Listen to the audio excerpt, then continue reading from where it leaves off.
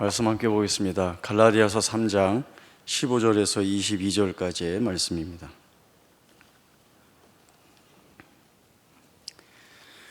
갈라디아서 3장 15절에서 22절까지의 말씀 봉독하겠습니다. 형제들아, 내가 사람의 예대로 말하노니 사람의 언약이라도 정한 후에는 아무도 폐하거나 더하거나 하지 못하느니라. 이 약속들은 아브라함과 그 자손에게 말씀하신 것인데 여럿을 가리켜 그 자손들이라 하지 아니하시고 오직 한 사람을 가리켜 내 자손이라 하셨으니 곧 그리스도라. 내가 이것을 말하노니 하나님께서 미리 정하신 언약을 430년 후에 생긴 율법이 폐기하지 못하고 그 약속을 헛되게 하지 못하리라. 만일 그 유업이 율법에서 난 것이면 약속에서 난 것이 아니리라. 그러나 하나님이 약속으로 말미암아 아브라함에게 주신 것이라. 그런즉 율법은 무엇이냐? 범법함으로 더하여 진 것이라. 천사들을 통하여 한 중보자의 손으로 베푸신 것인데 약속하신 자손이 오시기까지 있을 것이라. 그 중보자는 한 편만 위한 자가 아니나 하나님은 한 분이시니라. 그러면 율법이 하나님의 약속들과 반대되는 것이냐? 결코 그럴 수 없느니라. 만일 능히 살게 하는 율법을 주셨더라면 의가 반드시 율법으로 말미암았으리라. 그러나 성경이 모든 것을 죄 아래에 가두었으니 이는 예수 그리스도를 믿음으로 말미암는 약속을 믿는 자들에게 주려 함이라. 아멘. 갈라디아 교회 안에 들어온 거짓 교사들의 잘못된 가르침은 율법이라고 이야기하지 않고 율법주의입니다. 이들은 율법 자체를 오해하게 만들고 그렇게 해서 복음의 진리를 계속 어그러뜨리고 있습니다. 이에 대해서 바울이 율법과 복음에 대한 믿음과 은혜에 대한 변증을 계속 이어나가고 있습니다. 오늘 말씀을 보면 약속과 믿음에 근거한 아브라함 언약과 율법의 행위를 근거로 하는 시내산 언약을 대비하고 있습니다. 두 언약을 자세히 비교해 보면 아브라함 언약이 시내산 언약보다 앞섭니다. 앞선다는 것은 시간적으로도 앞서는 것이지만 시내산 언약이 아브라함 언약을 대신하지 못한다, 또 무효화하지 못한다라고 하는 뜻이 담겨 있습니다. 바울은 세상에서 하는 약속도 그러하지 않느냐라고 묻고 있죠.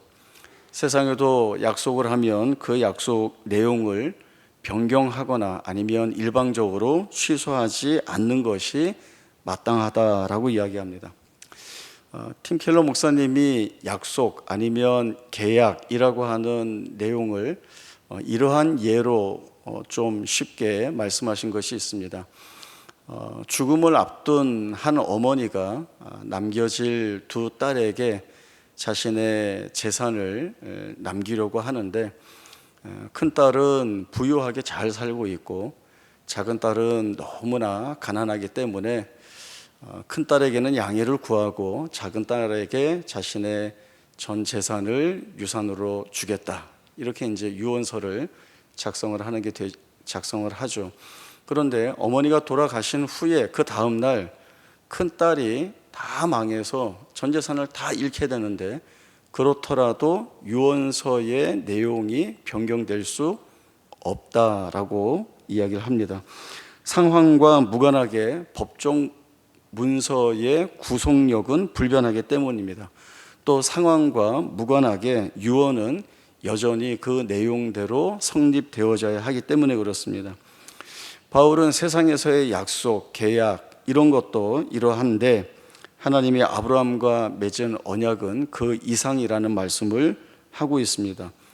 왜냐하면 이 언약은 하나님이 아브라함을 위해 은혜로 행하시는 언약이며 하나님이 은혜로 행하시는 언약이기 때문에 아브라함이 자기가 열심히 해서 언약을 성취하는 그런 것은 아니라는 것입니다. 창세기 12장에 보면 하나님은 아브라함에게 내가 너로 큰 민족을 이루고 내게 복을 주어 내 이름을 창대케 하리니 너는 복이 될지라, 이런 말씀을 주셨습니다. 하나님이 아브라함에게 너 나 때문에 복 많이 받고 잘 살 거야, 이 정도의 이야기를 하시는 것이 아니라 너가 복이 될 거야 라고 하는, 아브라함 존재가 복이 된다라고 하는 이러한 약속을 주셨습니다. 저희 큰아이 이름이 준범이인데 친구가 있습니다. 이 친구한테는 4살 남자아이 조카가 있습니다. 이제 아이가 귀여우니까 가끔 가서 놀아줬던 것 같아요. 그러니까 애 눈높이에 맞춰서 잘 놀아주니까 이 어린아이가 잘 따릅니다. 그리고 이제 전화해서 놀러 오라고 막 이렇게 이야기하기도 하고, 어느 날 그 아이 엄마가 아이에게 물었대요. 너 커서 뭐가 될 거야? 나 준범이가 될 거야.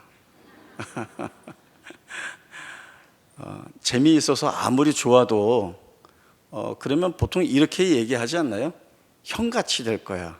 아니면 형같이 재미있는 사람이 될 거야. 이렇게 얘기하는 게 맞는데, 그 존재, 준범이 자체가 될 거야 라고 하는 그 얘기를 했다는 얘기를 들으면서 그 아이가 얼마나 마음에 좋아하고 정말 그 생각을 하게 되면 그 존재에 대한 이야기를 그렇게 할까, 뭐 그렇게 생각했는지는 모르겠지만 어쨌든 정말 좋은가 보다라고 하는 생각을 했습니다.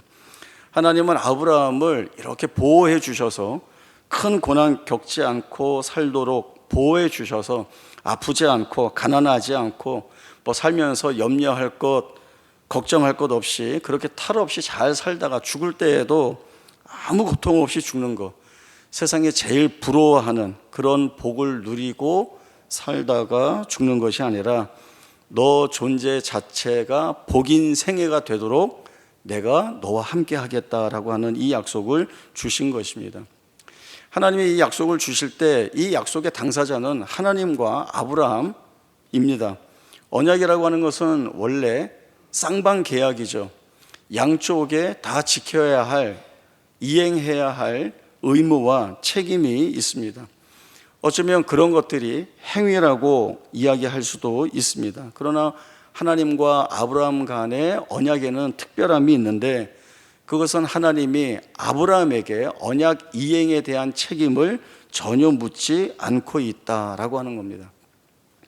창세기 15장에 보면 횃불 언약식이 있습니다. 하나님이 언약을 하는 자리로 아브라함을 불러내시는데, 아브라함이 쪼개놓은 고개를 마주 대하여 놓고 있는데 그 사이를 하나님이 지나가시게 됩니다. 그리고 순서적으로 보면 그 다음에 아브라함도 지나가야 합니다.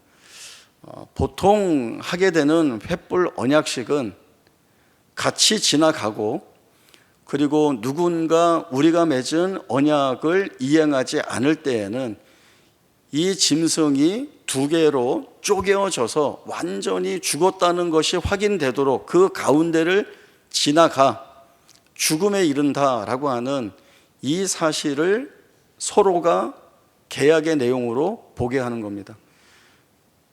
안 하면 이 쪼갠 고기처럼 자기가 죽임을 당한다라고 하는 이 저주를 받게 되는 겁니다. 그런데 하나님이 자신은 지나가고 아브라함은 지나가지 않게 하십니다.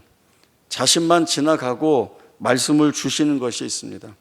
앞으로 아브라함의 후손 이스라엘이 애굽에서 어떠한 일을 겪을지, 또 그 땅에서 해방되어서 하나님이 주시는 약속의 땅 가나안에 이르는 것들이 무엇인지를 하나님이 다 말씀을 주십니다. 이방에서 계기되어 430년 동안 통치를 받을 것이다. 그러나 그들을 내가 징벌하고 너희는 큰 재물을 얻어 나올 것이다. 너희는 4대 만에 이 땅으로 돌아오리라 라고 하는 이 말씀을 약속으로 주십니다. 이 횃불 언약식과 창세기 12장에 주셨던 말씀을 보면 중심점이 하나님께 있습니다.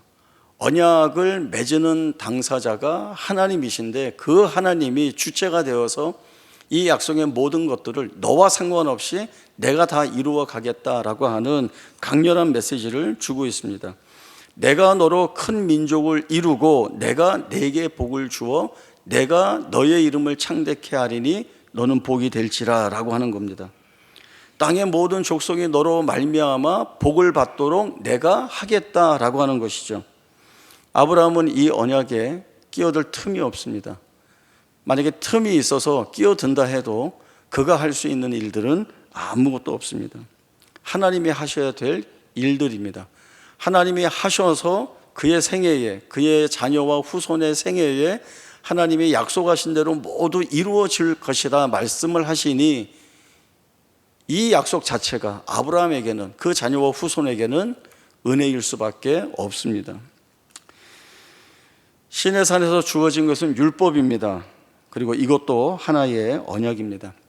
제가 지난 설교에서 말씀드렸듯이 율법이라고 하는 것을 통해서 알게 되는 것은 죄가 무엇인지 알게 되고 의에 이른다라고 하는 것이 무엇인지를 알려줍니다. 그러나 여기에서는 내가 중심이 됩니다. 내가 해야 하기 때문에 나에게 중심점을 두고 있죠. 그러나 내가 한다, 사람이 한다라고 하는 것의 조건은 완벽하게 다 해낼 수 없다라고 하는 것입니다. 완벽하게 할 수 없으니 한 것이 되지 않는다라고 하는 거죠. 그러면 사람이 한계가 있어서 제대로 지키지 못할 율법을 하나님은 왜 주셨는가라고 하는 겁니다. 이 말씀도 저희가 한번 살폈죠. 그리스도가 오실 때까지 초등교사의 역할을 이 율법이 하는 것입니다. 오늘 본문 말씀 보면 율법이 뭐냐 이렇게 묻습니다. 그리고 그 답을 바울이 하고 있습니다. 율법이 뭐냐? 본법함으로 더하여진 것이라. 이 말씀을 조금 쉽게 풀면 율법은 구원을 주기 위해 주어진 것이 아니라 죄가 무엇인지 알게 하기 위하여 주어진 것이다 라고 하는 겁니다. 율법은 우리가 처한 죄의 현실, 그 죄의 현실로 인하여 우리가 처해질 운명에 관한 것들을 다 알려줍니다. 깨닫게 해줍니다. 그것이 율법이 주어진 목적입니다. 율법은 우리에게 의롭지 못하게 된다라고 하는 그 한계를 우리에게 알려줍니다. 그리고 그 반대로 율법은 우리를 의롭게 해줄 능력이 없습니다. 율법이 조금 명확해졌죠. 한 군데 더 보겠습니다. 바울이 로마서 5장에서 이 문제를 좀 더 크게 확장시켜서 풀어냅니다. 로마서 5장 12절에서 21절까지의 말씀입니다. 로마서 5장 12절에서 21절까지의 말씀 제가 읽겠습니다. 그러므로 한 사람으로 말미암아 죄가 세상에 들어오고 죄로 말미암아 사망이 들어왔나니 이와 같이 모든 사람이 죄를 지었으므로 사망이 모든 사람에게 이르렀느니라. 죄가 율법이 있기 전에도 세상에 있었으나 율법이 없었을 때에는 죄를 죄로 여기지 아니하였느니라. 그러나 아담으로부터 모세까지 아담의 범죄와 같은 죄를 짓지 아니한 자들까지도 사망이 왕노릇하였나니 아담은 오실 자의 모형이라. 그러나 이 은사는 그 범죄와 같지 아니하니 곧 한 사람의 범죄를 인하여 많은 사람이 죽었은즉 더욱 하나님의 은혜와 또 한 예수 그리스도의 은혜로 말미암은 선물은 많은 사람에게 넘쳤느니라. 또 이 선물은 범죄한 한 사람으로 말미암은 것과 같지 아니하니 심판은 한 사람으로 말미암아 정죄에 이르렀으나 은사는 많은 범죄로 말미암아 의롭다 하심에 이름이니라. 한 사람의 범죄로 말미암아 사망이 그 한 사람을 통하여 왕노릇하였은즉 더욱 은혜와 의의 선물을 넘치게 받는 자들은 한 분 예수 그리스도를 통하여 생명 안에서 왕노릇하리로다. 그런즉 한 범죄로 많은 사람이 정죄에 이른 것 같이 한 의로운 행위로 말미암아 많은 사람이 의롭다 하심을 받아 생명에 이르렀느니라. 한 사람이 순종하지 아니함으로 많은 사람이 죄 있는 것 같이 한 사람이 순종하심으로 많은 사람이 의인이 되리라. 율법이 들어온 것은 범죄를 더하게 하려 함이라. 그러나 죄가 더한 것에 은혜가 더욱 넘쳐나니 이는 죄가 사망 안에서 왕노릇한 것 같이 은혜도 또한 의로 말미암아 왕노릇하여 우리 주 예수 그리스도로 말미암아 영생에 이르게 하려 함이라. 비슷한 단어와 또 문장들이 반복이 되니까 조금 헷갈릴 수 있습니다. 이 로마서 5장의 말씀은 무엇인가 하면 대표와 연합의 원리에 관한 말씀을 풀어내고 있습니다. 아담이라고 하는 하나님이 처음 지으신 이 아담을 첫 번째 아담이라고 이야기합니다. 이 아담이 범죄함으로 인하여 세상에 죄가 들어왔고 이 죄로 말미암아 사망이 쫓아 들어오게 되었습니다. 죄의 삭은 사망이기 때문에 모든 사람이 죄를 지은 것이 되므로 모든 사람이 사망에 이르게 되었습니다. 그러나 율법이 없을 때에는 우리가 죄를 지었는지 그래서 이 죄로 인하여 우리가 사망에 이르게 되어야 한다는 사실을 전혀 몰랐습니다. 몰랐기 때문에 우리가 구원이 필요하다라고 하는 사실, 구원이 필요하기에 우리에게는 반드시 구주가 있어야 한다라고 하는 사실 또한 전혀 생각이 없었습니다. 그러나 그리스도가 오십니다. 이 그리스도를 바울은 두 번째 아담이라고 얘기합니다. 두 번째 아담은 죄가 없으십니다. 그는 사망에 묶일 이유가 전혀 없습니다. 그러나 이 두 번째 아담은 모든 사람을 대속하여 죽으셨고 이를 하나님은 의롭다 하셨습니다. 그리고 이를 믿는 자들은 하나님의 선물로 은혜와 의와 생명의 자리에 이르게 된 것입니다. 이 예수를 믿으면 완전한 대속의 자리에 이르렀기 때문에 이제는 더 이상 죄가 없습니다. 더 이상 율법이 정죄하지 못합니다. 이 말은 은혜 안으로 부름을 받았기 때문에 이제는 그의 삶은 은혜 안에 부름 받은 자의 삶이 되어야 합니다. 은혜 안으로 부름 받은 존재로서의 삶을 살아야 한다는 것입니다. 바울이 이를 강조하느라고 말씀하는 것이 있습니다. 우리에게 구원을 주신 것은 바로 하나님의 은혜이며 선물이라고 이야기합니다. 이 선물이라고 하는 비유를 바울이 정말 지혜롭게 잘 끌어다 쓴 것 같습니다. 선물은 거저 주어집니다. 그렇죠? 대가를 내지 않습니다. 한번 생각을 해보십시오. 누가 나에게 자기가 선물이야 하고 줬는데 그 선물을 받는 사람이 이렇게 지갑을 꺼내는 사람이 있을까요? 없죠. 무슨 말만 하면 돼요. 이게 내 선물이야? 너가 나한테 주는 거야? 정말 고마워. 이 말이면 다 되는 겁니다. 반대로 누가 저에게 선물을 주면서 자기가 선물이에요 목사님, 야 정말 고마워요 했는데 12만 원입니다. 이렇게 얘기하면 그 값을 얘기하는 즉시 이 선물은 선물이 될 수 없습니다.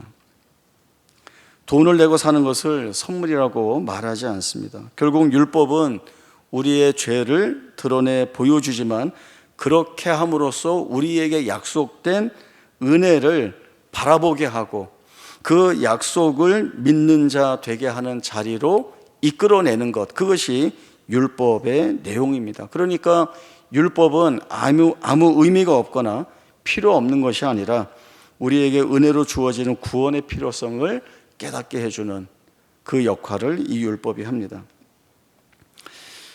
어디를 처음 가보면 낯설죠. 그리고 방향 감각도 잘 없을 수가 있습니다.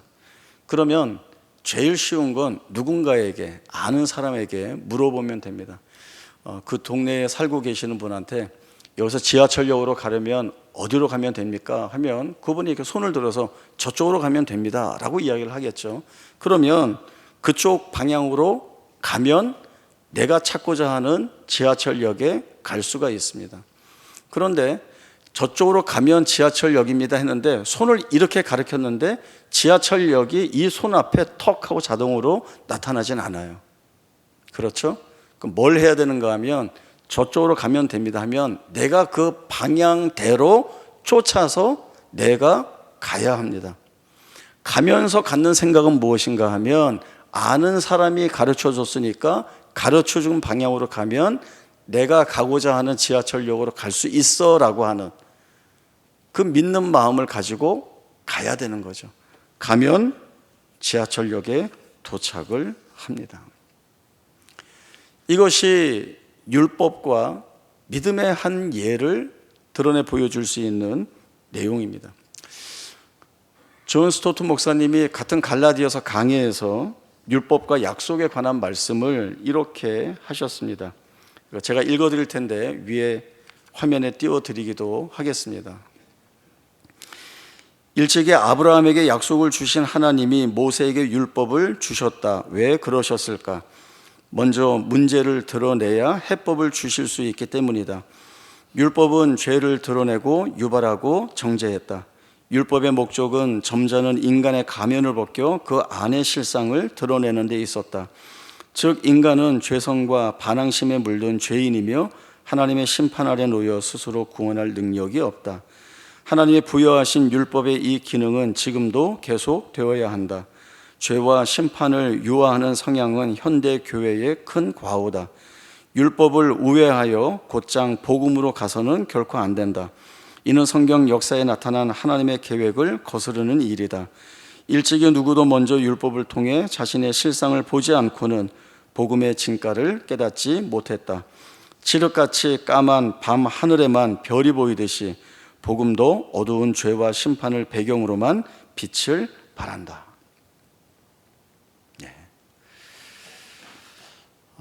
처음 예수를 믿은 사람들의 감격이 있습니다. 그렇다고 믿는 가정에서 태어났다고 예수 믿는 그 감격이 없지는 않습니다. 믿는 가정에 태어나도 중생 체험을 하면서 그 은혜의 감격을 누리게 됩니다. 그 감격은 정말 다른 말로 표현할 수 없는 감격 그 자체입니다. 죽어야 할 나를 하나님이 택하여 주시고 또 구원자로 보내주신 예수 그리스도의 십자가 보혈을 통해 이제 내가 하나님의 자녀가 되었다는 것이 말할 수 없는 기쁨으로 다가옵니다. 그 감격이 있으면 이제 어떤 결단을 하게 되는가 하면 내가 이제까지 살았던 죄인의 모습은 벗어버리고 하나님이 기뻐하시는 하나님의 자녀된 삶을 살아야겠다는 각오를 하게 되죠. 그래서 주일 성수 잘하고 성경 암송하고 이제는 가요 안 부르고 트로트 안 부르고 찬송가 부르고 복음성가 부르고 그리고 경건하게 살기 위해서 도덕적인 삶을 살기 위해 애를 씁니다. 그때 생각은 뭘 생각하는가 하면 이렇게 사는 것이 바로 예수 믿는 자의 올바른 삶의 모습이라고 그렇게 여깁니다. 그러나 이때는 이렇게 올랐다가 가라앉았다라고 하는 이 기복이 굉장히 빈번합니다. 내 스스로가 마음에 들 만큼 내가 경건한 신앙생활을 잘 한다라고 생각하면 하늘을 막 날아다녀요. 막 구름 위를 밟고 다니죠. 그때 옆에서 누가 툭 쳐도 할렐루야 막 이러면서 얼마나 경건한 모습을 보이는지 모릅니다. 그런데 하루아침에 다시 세상의 죄된 습관을 버리고 있는 자신을 돌아보게 되면 급격하게 침체의 자리에 떨어지죠. 그 자리에 떨어져서 많이 하는 생각이 뭐예요? 다 해보셨을 거예요. 뭐죠? 난 아닌가? 그런 생각을 하죠. 엄격히 말하면 이때에는 그 종교적인 경건의 모습으로 열심을 내고 있는 것밖에는 뭐 이렇게 흉내를 낸다 이렇게까지는 말씀드릴 수 없지만 그러나 그런 수준에 불과합니다. 그러나 이런 수준, 이렇게 하는 수순도 반드시 필요합니다. 도덕적이지도 않은데 어떻게 말씀을 쫓아 살 수가 있겠습니까? 이때가 바로 율법의 내용, 초등교사, 몽학선생 아래에 있는 것입니다.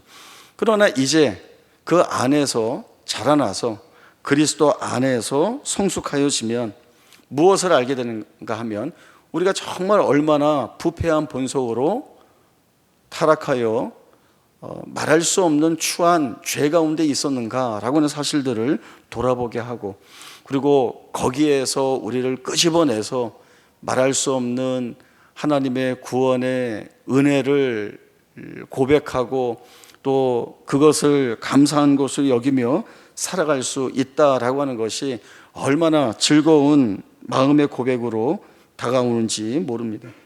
옛날에는 우리가 우는 것밖에는 할 줄 아는 것이 없어서 그렇게 울고 그렇게 울어서 마음 시원해지면 야 이것이 은혜 받은 거다 이렇게 퉁치고 지나갔는데 이제는 그게 아니라는 것들을 더 알게 되죠. 우리가 처해 있었던 죄의 자리가 얼마나 추하고 더럽고 악했었는지를 알게 되고 그런 우리를 구원하신 예수의 은혜가 우리의 삶에 얼마나 큰지 우리를 어떻게 살아가기를 원하시기에 우리를 이 자리로 끌어내셨는가라고 하는 것들을 돌아보면서 그 자리로 나아가기를 기뻐하는 자로 나 자신을 주 앞에 세운다라고 하는 것입니다. 그래서 죄에서 돌아서는 것이 바로 우리가 하게 되는 일들이죠.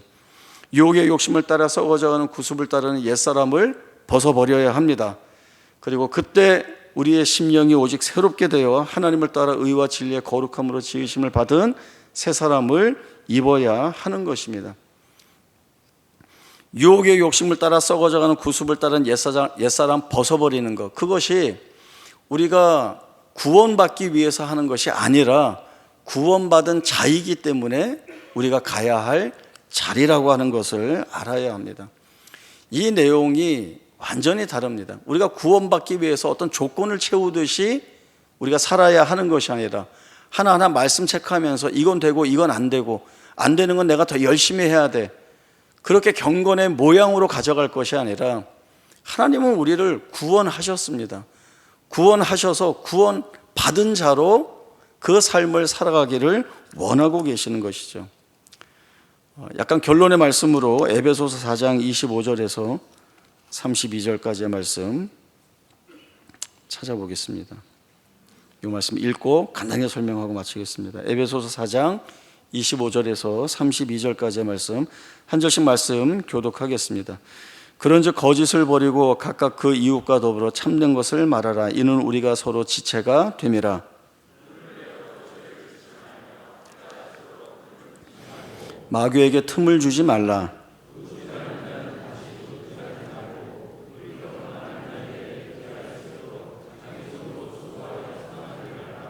무릇 더러운 말은 너희 입 밖에도 내지 말고 오직 덕을 세우는 데 소용되는 대로 선한 말을 하여 듣는 자들에게 은혜를 끼치게 하라.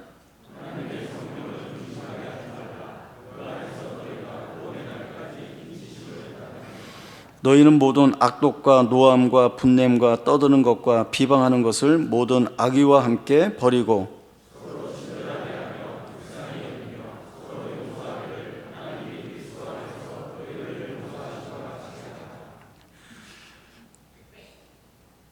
여기에 붙은 소제목을 보면 하나님을 본받는 생활이라고 되어 있습니다. 복음서에도 단어의 내용은 다르지만 같은 말씀이 있죠. 하나님이 거룩하니 너희도 거룩하라. 하나님이 자비하니 너희도 자비하라 라고 하는 말씀이 있습니다. 우리가 어떻게 거룩하신 그 하나님을 본받는 삶의 자리에 갈 수 있을까? 하나님이 구원받은 자녀로 택하여 부르셨기 때문에 아버지의 성품에 참여하는 특권들을 우리에게 주셔서 성령을 통하여 이 일을 하게 하십니다. 근데 앞서 말씀드렸듯이 이 내용들을 우리가 구원받기 위해 채워야 하는 그런 내용들이 절대 아니라고 하는 겁니다. 거짓을 버려야 구원을 받을 수 있어. 마귀에게 틈을 주지 않아야 구원을 받을 수 있어. 도둑질 안 해야 구원을 받을 수 있어. 이게 아니라 구원받은 자는 이 자리로 마땅히 나아가게 된다라고 하는 겁니다. 성령이 행하게 하시는 것을 쫓아가게 하시는 것이죠. 그러면 우리가 자신의 삶을 돌아볼 때에 걸리는 것들이 있겠죠. 그러면 난 아닌가? 난 버림받은 건가? 그 오해가 아니라 나는 은혜 안에 머물고 있는데 내게 주어진 이 은혜의 삶을 내가 왜 못 쫓아가고 있는가? 이유를 알아야죠. 그 이유들을 점검해 나갈 때, 그리고 그 이유를 점검하는 그 애씀을 가질 때 하나님이 우리에게 성령의 지혜를 더하여 주셔서 우리가 무엇에 마음을 빼앗기고 있는지를 깨닫게 하십니다.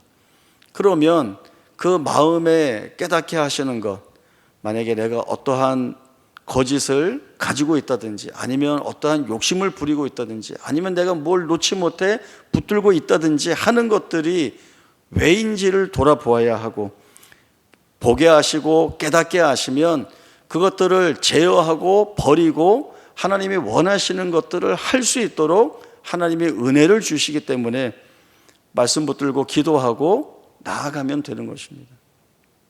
이것이 하나님이 구원한 자신의 자녀들에게 말씀하여 주시는 것이죠. 우리가 자녀를 키울 때에도 여러 가지 가르칠 것들이 많이 있지만 다 아시잖아요. 아무리 얘기해도 이놈들은 듣지 않아요. 그래서 귀는 있으니까 부모로서 자녀에게 반드시 가르치고 행해야 할 내용들은 던져놓습니다. 거짓말하지 마라. 남의 것 속여서 빼앗지 마라. 뭐 그런 이야기들을 이렇게 던져놓습니다. 그러면 아이들이 잘 안 듣는 것 같지만 어느새 들었어요. 그리고 그 들은 것을 기억을 하고 그리고 자신의 삶에 어떤 적용해야 할 때에 그 부모가 준 양육의 말을 듣고 순종하고 갈 때가 있습니다.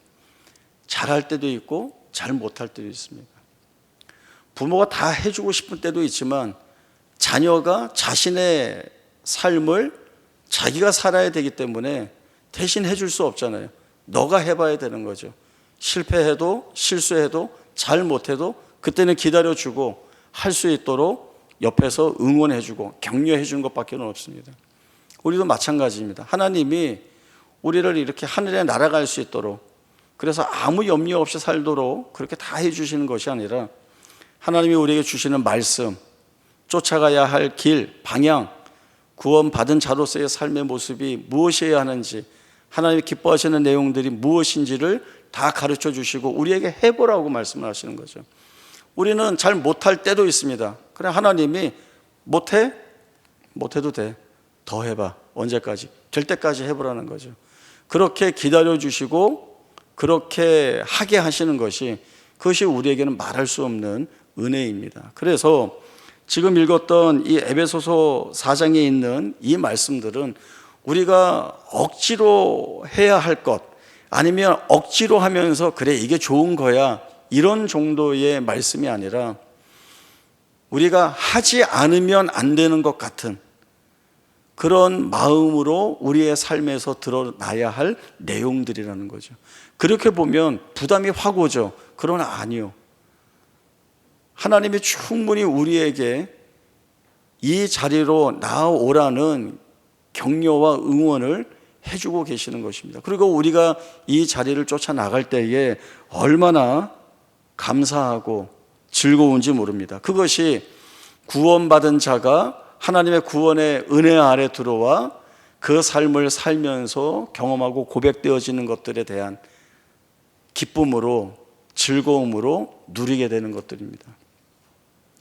그것이 우리에게 복이요 은혜입니다. 하나님은 아브라함에게 주신 말씀처럼 너가 복이 될 것이다 라고 하는 약속을 우리에게도 주십니다.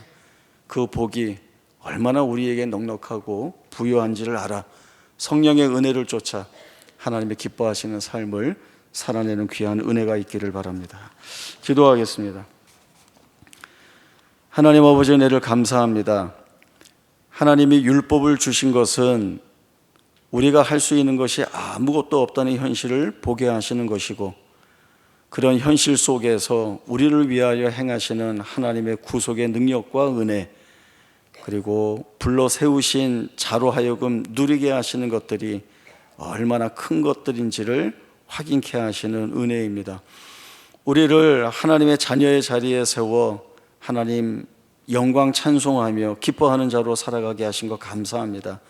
하나님이 우리에게 명령하시고 말씀하시는 것들은 우리가 구원받기 위한 조건으로 채우는 것이 아니라 하나님의 자녀이기에, 부름받은 자이기에, 구원받은 자녀이기에 마땅히 우리의 삶 가운데에서 즐거움 가운데 드러나야 할 것들입니다.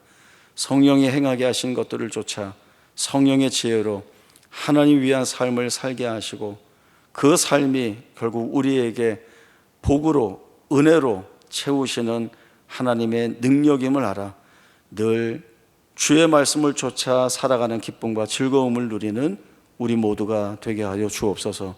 거룩하신 예수님의 이름으로 기도하옵나이다. 아멘.